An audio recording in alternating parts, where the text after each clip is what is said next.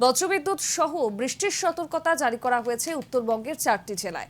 তার মধ্যে দার্জিলিং এবং কালিম্পংয়ে বৃষ্টির পাশাপাশি হতে পারে তুষারপাতও। তবে দক্ষিণবঙ্গে আপাতত বৃষ্টির কোনো সম্ভাবনা নেই। আবহাওয়া থাকবে মূলত শুষ্ক।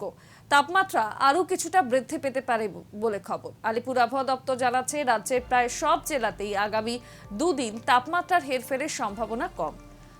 তারপরের দুদিনে আবার 2 থেকে 3 ডিগ্রি করে চড়তে পারে তাপমাত্রার পারদ।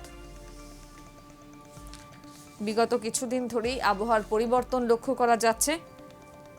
তবে এর মধ্যেই আবারও ঝড় বৃষ্টির পূর্বাভাস আলিপুর আবহাওয়া দপ্তরের। তবে এবার উত্তরবঙ্গের 4 জেলায় রয়েছে ঝড় বৃষ্টির পূর্বাভাস। তার মধ্যে দার্জিলিং এবং কালিম্পংয়ে বৃষ্টির পাশাপাশি হতে পারে তুষারপাতও।